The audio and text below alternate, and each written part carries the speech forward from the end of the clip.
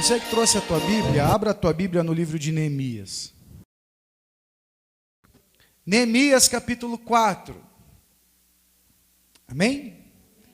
A palavra do Senhor diz assim: quando Sambalate soube que estávamos reconstruindo o muro, ficou furioso, ridicularizou os judeus e, na presença dos seus compatriotas e dos poderosos de Samaria, disse: o que aqueles frágeis judeus estão fazendo? Será que vão restaurar seu muro?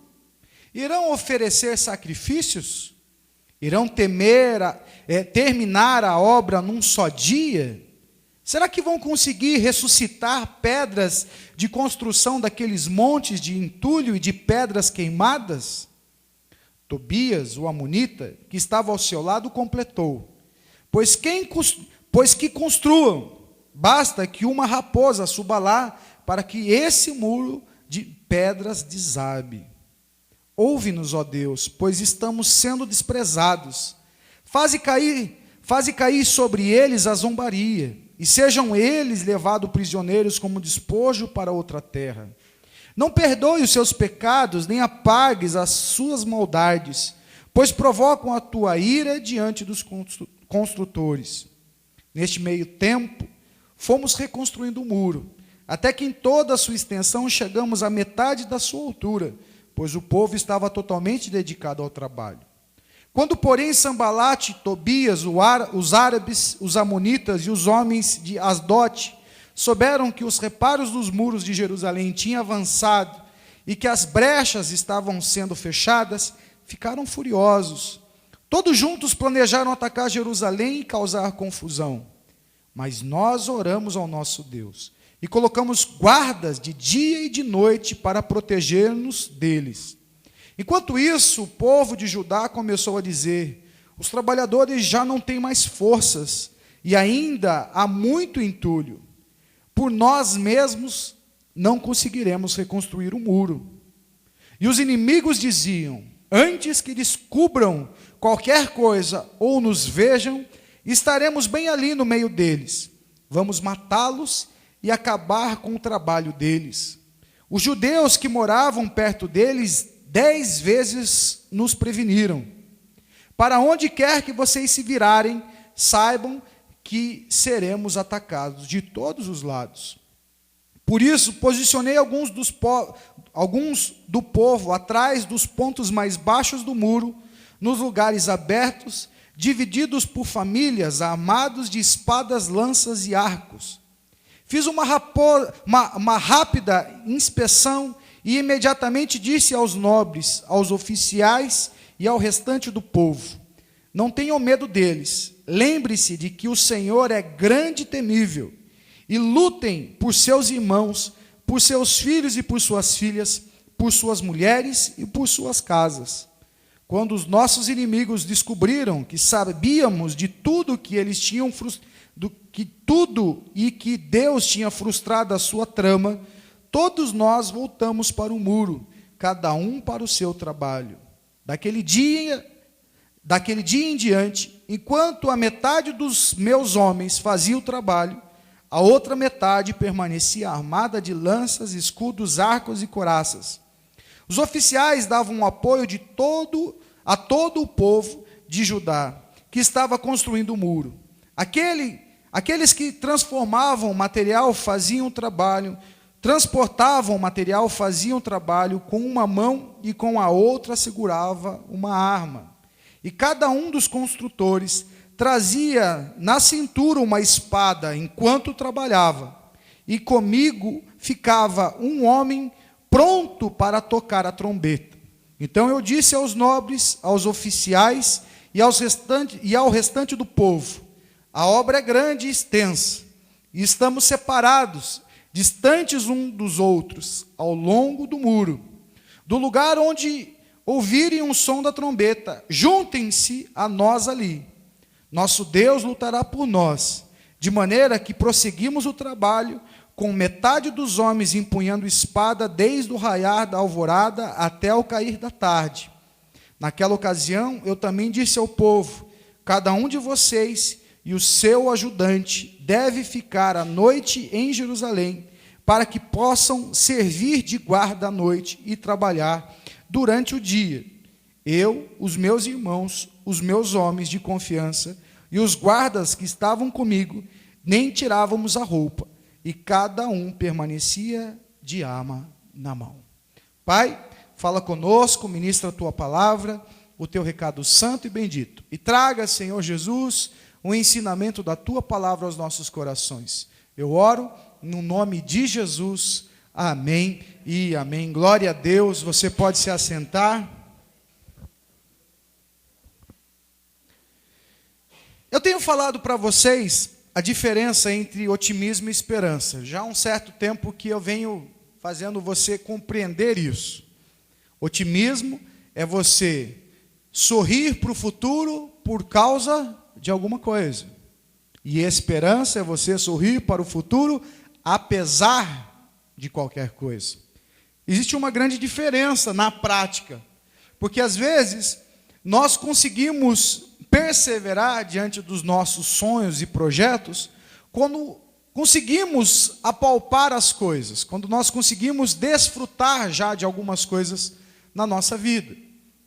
Esperança é você não ter nada na mão. É muito fácil a gente falar de olhar para o futuro com esperança quando você olha para a tua conta bancária e você tem lá 100 mil reais, 10 mil reais, 200 mil reais. Quando você olha para o teu patrimônio, você vê lá que você tem casa, você tem carro, você tem terreno, você tem casa na praia, você tem sítio. É muito fácil a gente falar de esperança quando nós temos um monte de coisa na mão. Isso não é esperança, isso é otimismo. Agora, esperança é você não ter patrimônio. A esperança é você não ter carro, casa, sítio, não ter dinheiro no banco. Esperança é você contar com aquele emprego que você tem, que vai pingar todo mês, aquele salário, e que você depende dele para pagar as contas. Ou muitas vezes não tem nenhum emprego, mas você tem as contas para pagar, e tem que ter esperança para poder pagar as contas que você tem. Muitas pessoas, quando se colocam nessa situação de ter que ter esperança, porque não dá para ter otimismo, às vezes tem uma esperança pequena. E esperança pequena não nos leva a lugar nenhum. No máximo, faz a gente começar um projeto. Esperança pequena não nos leva a lugar nenhum. No máximo, o que ela pode produzir em nós é fazer a gente começar um projeto. Não tem um monte de gente que começa projeto? Você não começa projeto? Quantos projetos você começou, você terminou? Acho que não daria para contar nos dedos, não é verdade? Quantas pessoas dizem assim, vou começar a dieta na segunda, mas não fala que segunda? Não é verdade? Até tem esperança, vou emagrecer. Eu vou emagrecer, vou conseguir emagrecer, se Deus quiser, eu vou começar. Segunda-feira eu vou começar. A tal da segunda-feira nunca chega. Né? Nunca chega. Não, agora eu vou comer legumes. Aí vai na feira e prefere ir no pastel. É mais gostoso, né? Ô irmão, não tem coisa pior do que você ir na feira e não poder comer um pastel.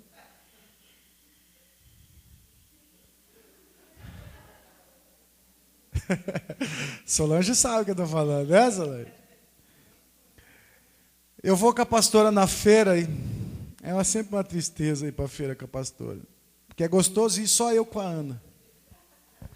Eu com a Ana, um olha para o outro, fala assim, um olha, tipo, não precisa nem muitos sinais, a gente já se entende. E o legal é que é o seguinte, você pede 3, vem 4. Não é? Você pede 4, vem 5, sempre tem um brinde. E aí a gente fala assim, já só pedimos 3, mas veio 4. A gente já sabia que ia comer mais um. Mas quando eu vou com a pastora passa pelas frutas, aquelas frutas gostosas, essa não pode, essa não pode, essa não pode, essa não pode, essa não pode. Aí ela passa na banca das verduras, essa pode, essa pode, essa pode, essa pode. Caramba! Aí ela vai lá nas verduras, verdura verde, verde escura, verde clara, verde amarelado, vê tudo lá. Mas nas frutas boas e no pastel não pode. Nem na batata eu estou podendo mais. E olha que batata é bom demais. Às vezes, a gente quer fazer muita coisa, mas exige de nós um pouquinho mais de esperança. A gente precisa ter uma esperança um pouquinho maior da esperança que nós temos. Às vezes ouvimos um diagnóstico e o diagnóstico não é muito bom. É uma enfermidade séria ou às vezes algo que nos preocupa muito. E aí quando o médico fala assim, você vai ter que fazer um tratamento. E esse tratamento leva 1 ano. Se levasse 1 mês, você teria até força para começar. Mas para você fazer 1 ano, para você tomar o medicamento regularmente, é algo que é difícil. Só quem tem uma esperança forte consegue. Só quem tem uma grande esperança consegue. Por quê, irmão?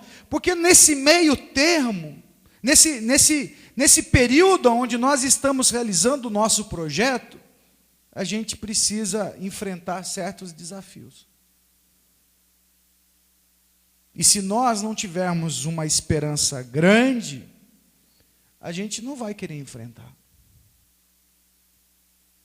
Às vezes eu vejo pais que estão lutando pelos seus filhos, mas têm uma esperança pequena.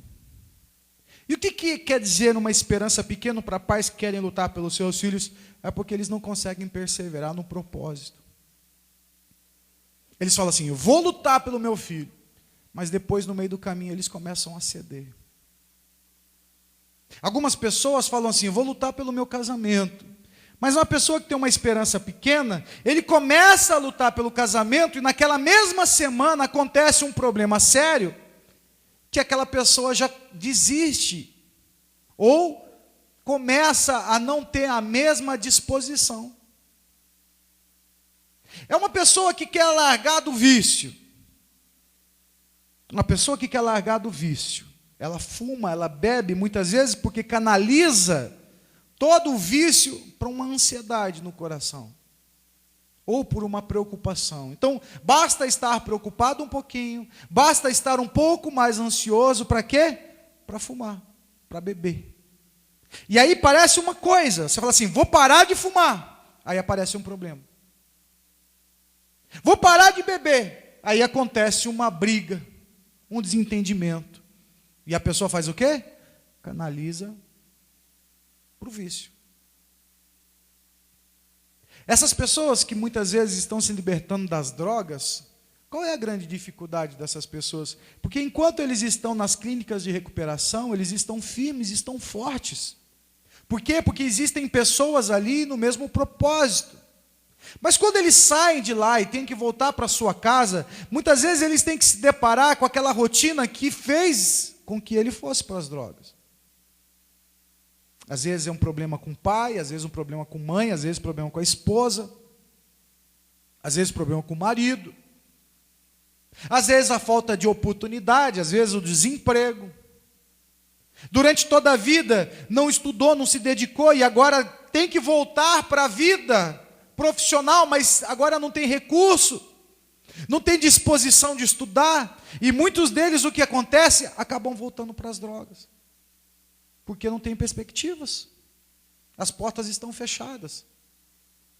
Muitos dos bandidos que saem das penitenciárias, muitas vezes a gente aponta esses bandidos como pessoas que não têm mais jeito, mas muitos deles, quando saem de lá, não têm oportunidade de recomeçar, porque sua ficha está suja. E muitos empregadores não dão oportunidade para pessoas assim. Então, como eles vão recomeçar? Muitos deles acabam voltando ao crime. Vocês estão entendendo? Esperança pequena, ela faz com que eu me impulsione a fazer alguma coisa. E algumas pessoas até começam, mas não terminam, não permanecem, não vão até o fim. Às vezes lidar com um chefe, patrão, às vezes ter que viver a vida profissional é algo que exige de nós uma vida que tenha uma esperança grande. Porque às vezes alguém lá no trabalho não acordou legal e resolveu descontar toda a raiva em você naquele dia. Ou a pessoa é preguiçosa e você vai ter que fazer o teu trabalho, o trabalho daquela pessoa. Às vezes você vai ter que ficar andando e tendo que lidar com dissabores, com humilhações. Você vai ter que olhar muitas vezes e ter expectativas que você não vai ter como supri-las. Nós temos aqui irmãos que têm comércio. Não tem algo mais difícil para o comerciante do que a expectativa de um cliente entrar na loja. Você fica ali atrás do balcão esperando que alguém apareça. E quando alguém entra, como que chama aquele, quando a mulher escolhe, caroço? Às vezes tem uns caroços, que entra, olha, aí você fala assim, poxa, vai levar essa camisa. Aí tem outra, leva, agora já vai que levar essa aqui. Eu tenho outra, obrigado. Uma das coisas que eu não faço é isso.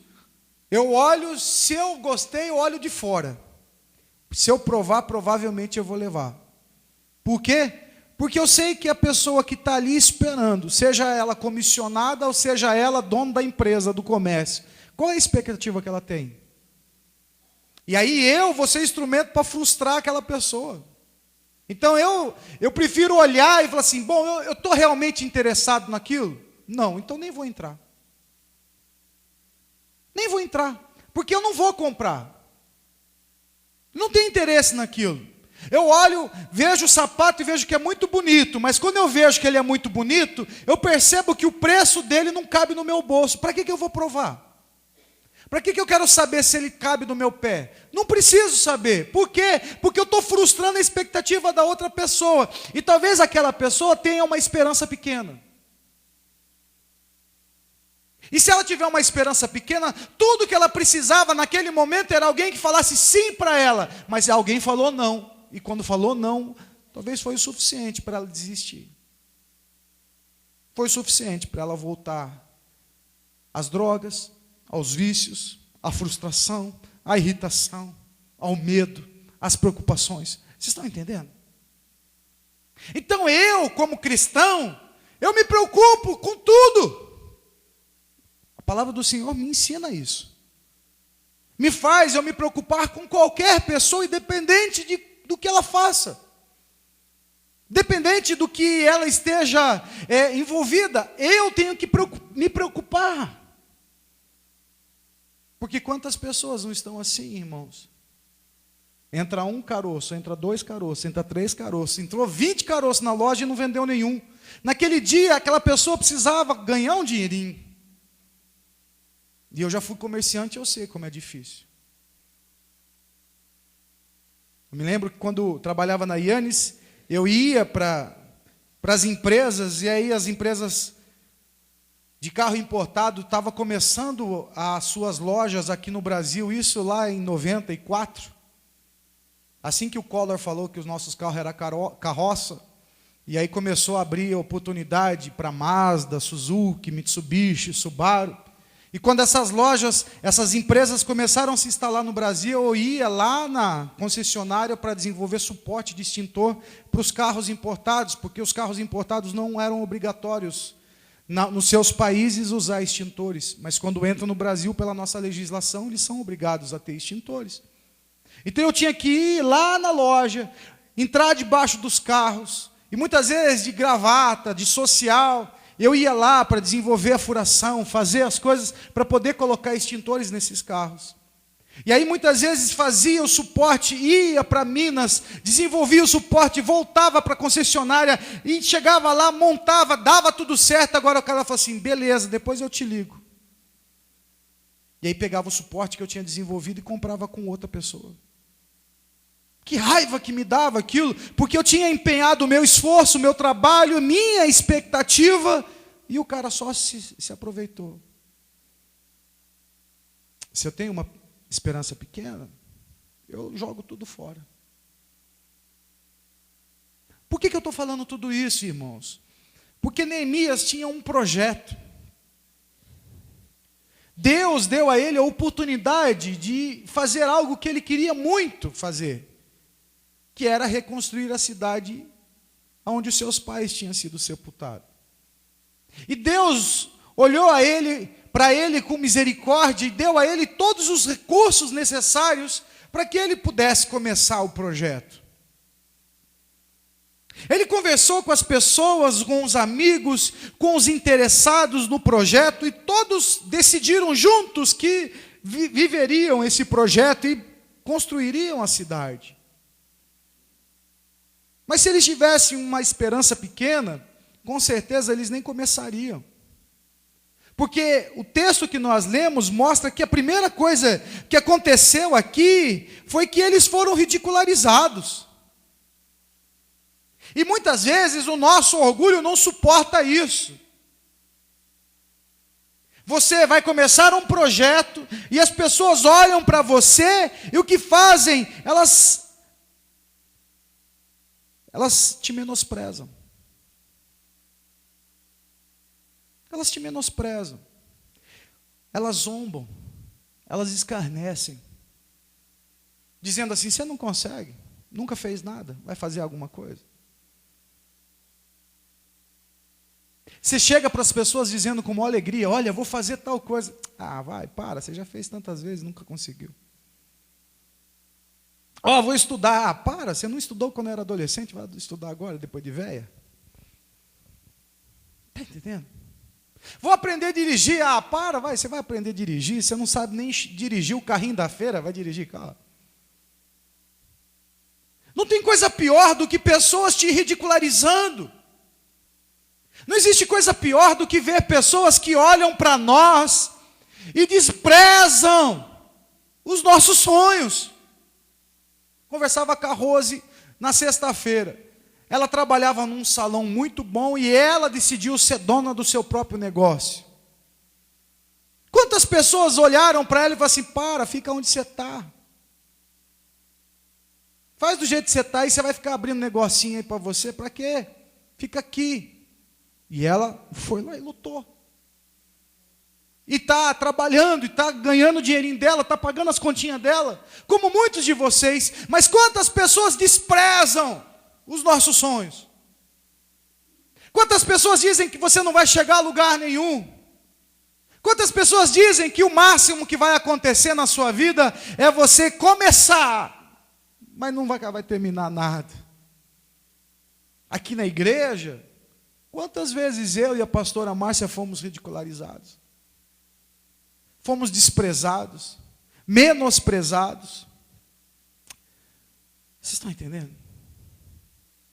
Se nós fôssemos dar ouvido para as pessoas que nos ridicularizavam, nós tínhamos desistido. Mas eu louvo a Deus porque minha esperança não era pequena. Eu louvo a Deus porque minha esperança era grande.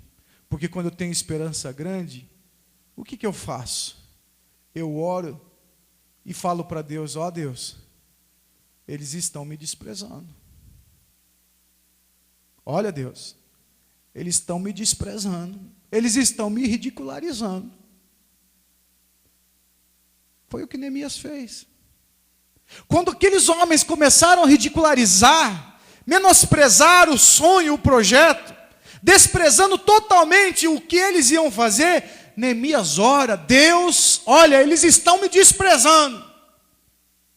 Quando ele orava ao Senhor, o seu coração enchia de esperança.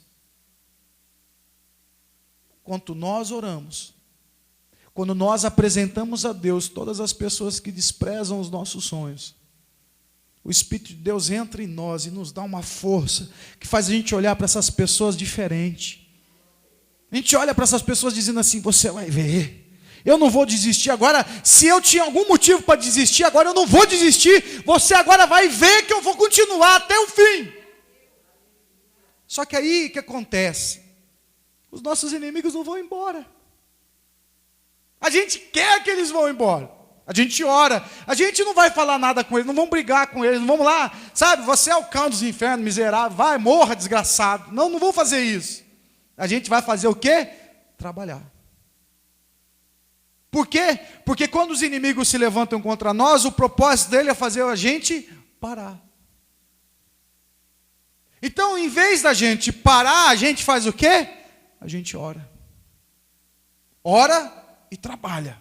Ora e trabalha. Ora e trabalha. Neemias orou. E aí diz o texto que depois da oração dele, eles continuaram trabalhando. Neste meio tempo, fomos reconstruindo o muro, até que toda a sua extensão, chegando à metade da sua altura, pois o povo estava totalmente dedicado ao trabalho. Estamos dedicados ao quê? Ao trabalho ou se preocupar com o que as pessoas estão falando da gente?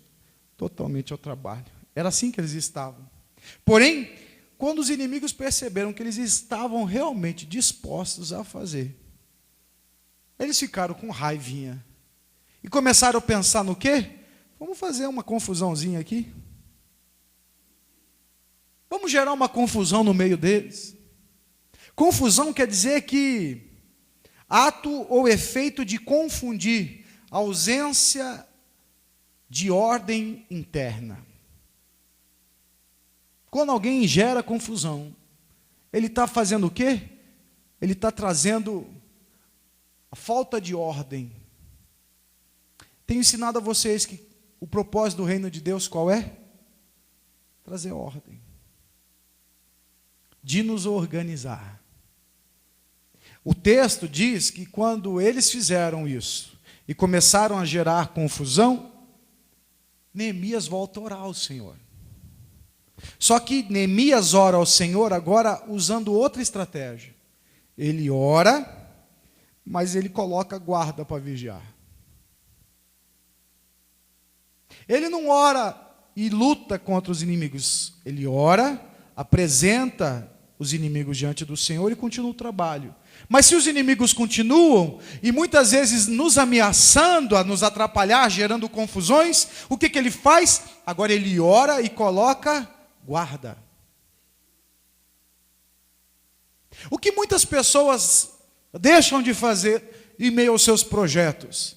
Elas deixam de se proteger. Elas oram e continuam suas vidas. Sendo que, para que nós possamos vencer os projetos e os desafios, eu preciso orar e me proteger. Só que aí eu não venho na igreja. Eu protejo meu coração como? Eu não protejo. Conversava com uma irmã essa semana.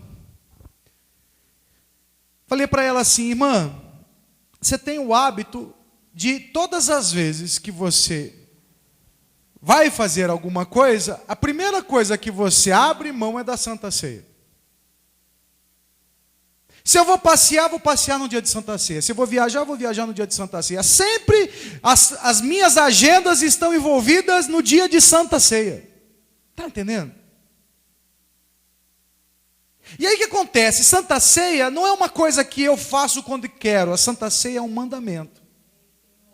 É uma ordenança de Deus. Jesus, quando falou isso, ele falou que isso é de sumiu a palavra. Não, fundamental importância para o alimento da nossa fé. Só que aí acontece? Eu perdi essa, mas eu tomo a outra. Uma Santa Ceia perdida, jamais eu recupero. Uma Santa Ceia perdida, jamais eu recupero. Só que tem gente que acha que pode perder a Santa Ceia. E aí, no meio daquele mês, aparece um problema, uma ameaça. E o que acontece? Os meus muros estão sem proteção. Eu estou orando, mas eu não tenho proteção.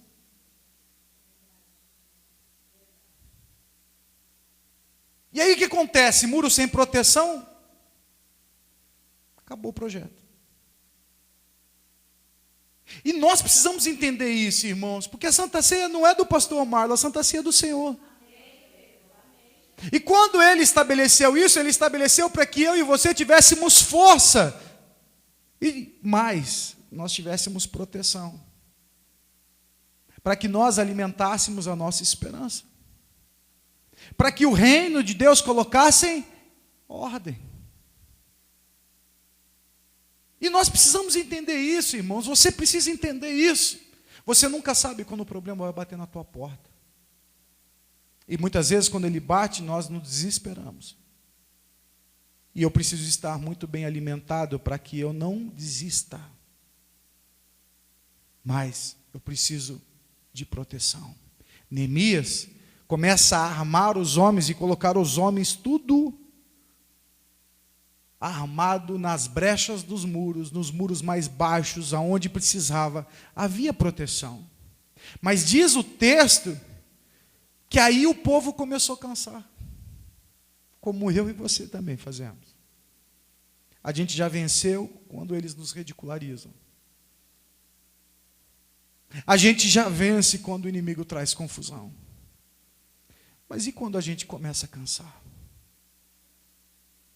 O texto diz que eles diziam assim: por nós mesmos, nós não vamos conseguir. Por nós mesmos, não tem jeito. Por nós mesmos, não tem jeito. E aí o texto diz que Neemias convoca os irmãos. E ele começa a encorajar: olha, se vocês vão fazer, faça pelos seus filhos. Faça pelas suas filhas, façam pelas suas mulheres, faça pela sua casa. Olha, você não está fazendo para que Jerusalém possa ser reconstruída ou para que alguém se agrade, você não está fazendo isso por Deus, você está fazendo isso por você. Por que Neemias faz isso? Porque quando ele faz isso, ele traz no coração daqueles homens o brio que eles estavam perdendo. Quando nós fazemos o projeto, e muitas vezes nós esquecemos o propósito daqueles projetos, a gente começa a perder o brio daquilo. Quando nós trabalhamos, e trabalhamos só pelo salário, e não trabalhamos pelo sustento da nossa família, não trabalhamos para que nossa família seja abençoada, para que as necessidades da nossa família sejam supridas, a gente só trabalha pelo salário, o salário fica uma miséria. A gente perde a graça de trabalhar. A gente não tem vontade de trabalhar, mas quando a gente trabalha pensando assim, é a comida do meu filho, é a comida da minha filha, é a comida da minha esposa, é a minha comida, aí eu trabalho com outra importância. Neemias, ele chama a atenção dos homens para que eles voltassem a renovar suas forças, trazendo um brio deles. Mas aí ele pede ajuda. Ele pede ajuda a todas as pessoas. E aí eu entendo que eu e você, como igreja do Senhor, precisamos acordar. Porque quando eu e você nos enfraquecemos, quando eu e você viemos aqui na casa do Senhor, o propósito do teu pastor qual é? Em ministrar a palavra do teu coração? Chamar a tua atenção para aquilo que realmente importa. Só que aí o teu pastor não vai fazer isso sozinho, você precisa da ajuda dos seus irmãos. Porque eu não vou estar com você o tempo todo, mas talvez algum dos seus irmãos mora perto de você e possa te ajudar. Mas aí eu sou uma ilha, eu vivo sozinho. Eu quero andar sozinho, é só eu e Deus, eu e Deus, eu e Deus. Não, se nós queremos finalizar o projeto, eu preciso orar ao Senhor, eu preciso orar e apresentar os que me ridicularizam, sim, mas eu tenho que orar e colocar pessoas para vigiar a minha porta, eu também preciso orar, mas eu preciso colocar pessoas que me ajudem a motivar aqueles que estão cansados, que fiquem ao meu lado prontos para lutar comigo, com espada na bainha, com escudo, com lança, com o que for necessário, para que a gente possa perseverar. Mas aí eu não quero expor os meus problemas para ninguém. Eu não quero falar para o meu marido, eu não quero falar para minha esposa, eu não quero falar para os meus filhos, eu não quero falar para o pastor, eu não quero falar para os meus irmãos, eu quero eu e Deus resolver meu problema. Você está entendendo que para a gente poder realizar nossos sonhos, muitas vezes nós temos que dividir nossos problemas com as pessoas, para que elas possam nos ajudar? Quando as pessoas me procuram aqui e dizem que estão com problemas, muitas vezes o que eu faço aqui na igreja? Eu junto a igreja inteira para participar da solução do problema dessas pessoas. Eu compartilho com vocês o problema, muitas vezes eu não falo o nome das pessoas, não exponho as pessoas, mas as pessoas me procuram para quê? Para que eu e juntamente com a igreja possamos ajudá-los nos sonhos deles. E de repente no percurso do sonho, acabou o dinheiro, apareceu uma dívida, foi mandado embora, e aí está aparecendo uma necessidade, uma dificuldade. Nós convocamos a igreja para quê? Para que nós juntos possamos ajudar esse irmão a terminar o projeto dele. Mas se eu sou uma ilha, como que eu vou conseguir resolver meus projetos? Não, eu desisto. E aí o texto finaliza mostrando que a partir daí, eles não relaxam mais. Eles não param mais. Eles vão até o fim. Um protegendo o outro, um orando um pelo outro, um vigiando as costas do outro, olhando para os inimigos, não dando importância para o que eles falam, até a conclusão do projeto. Você percebe por que nós não concluímos nossos projetos? Porque nós temos pouca esperança. E nós não nos unimos como igreja do Senhor para juntos realizarmos nossos sonhos. Nós, nessa manhã, estamos sendo alertados para algo que nós muitas vezes deixamos de fazer, talvez por orgulho pessoal. E muitas vezes somos orgulhosos, não queremos pedir ajuda, irmãos. Quantas vezes eu pedi ajuda para os outros e não pedi para mim? E eu estava precisando, mas eu fui orgulhoso e não pedi ajuda para mim, mas para os outros eu pedi. Quantas vezes eu precisava que alguém olhasse para mim e falasse assim, pastor, o que está precisando? Mas eu não falava também, e as pessoas não vão adivinhar. As pessoas não vão adivinhar. E aí eu ficava sentido no meu coração, porque ninguém pensava em mim. Como o povo é insensível. Cabeção, o povo não é vidente. O povo não é vidente. Como eu gosto de dizer para vocês, eu sou pastor, não sou vidente. Eu não sou médium. Que vou olhar para você e aí eu vou ver a energia. Olha, está uma energia. Não, irmão, eu sou pastor. E pastor precisa ver as feridas. Pastor precisa saber onde estão as feridas. Mas sabe o que a ovelhinha faz? Ela faz como um antigo amigo nosso fazia. Ele não tinha cabelo, só tinha cabelo dos lados. O que ele fazia? Deixava o cabelo crescer para depois... Aí uma vez nós fomos no Rio Tietê pescar, das poucas vezes que eu fui. Bateu um ventinho lateral. Parecia um capô de Fusca abrindo assim. Ficou assim o capô fazendo, parecia um barquinho à vela. Ai, meu Deus do céu. Só ele não via que não tinha cabelo no centro. Era mais fácil passar uma maquininha. Fica carequinha, filho.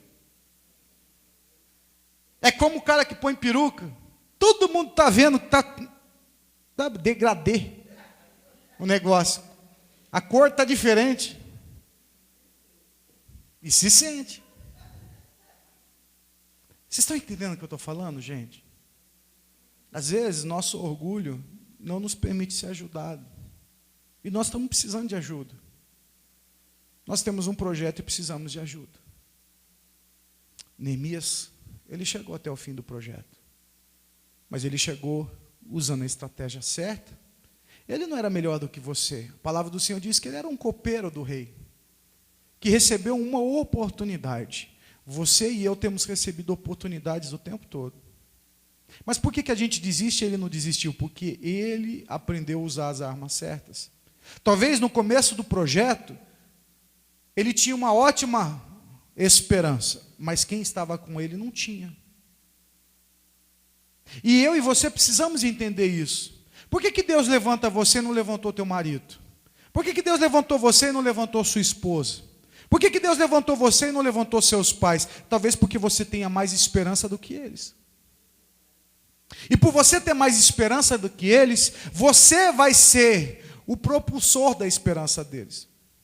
A sua atitude é que vai gerar a atitude deles. Mas se você ficar dependendo deles para você se motivar, ô irmão, você está pior do que eles. Então Deus levante eles do que levante você. Então se você está tendo que puxar a cordinha, então puxa a cordinha com alegria. Saiba que você tem a responsabilidade de conduzir as pessoas à realização dos sonhos.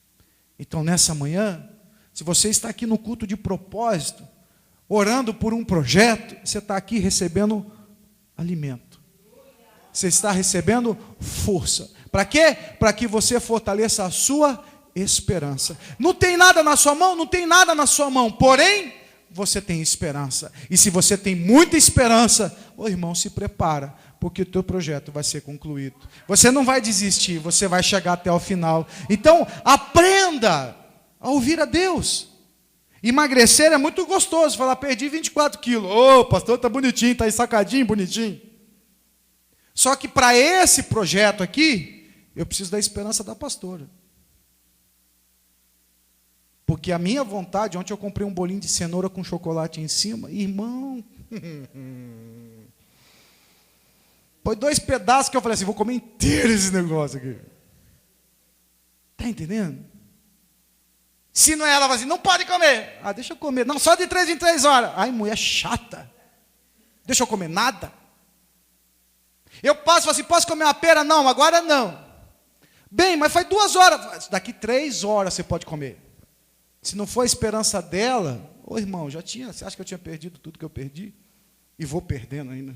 Porque ela não desiste. Aí aconteceu essa semana da Ana Inês falar para a mãe dela assim, mãe, você pode me ajudar? Estou querendo perder uns quilinhos. Pronto, acabou a felicidade da Ana Inês. Olhei para a Ana Inês ontem, a gente, na hora do almoço, mãe, posso comer isso? Não. Pode comer aquilo? Não. Pode comer aquilo? Não. E eu aqui na pia dando risada. Quis pedir ajuda? Aí, ó. Mãe, eu não queria comer esse brócolis. Ela tem que comer salada mesmo? Tem que comer o brócolis. Olhei para ela. É assim que funciona. Às vezes eu não tenho esperança, tem que ter alguém que tem que ter esperança por mim. Você não tem esperança? Deus tem levantado o teu pastor, teus irmãos para te ajudar na esperança. Se você precisa de ajuda, Deus está te dando ajuda. Agora recebe ajuda e finaliza o projeto. Tenho certeza, irmãos, que no final você vai se alegrar na presença do Senhor. Amém? Palavra do Senhor para você.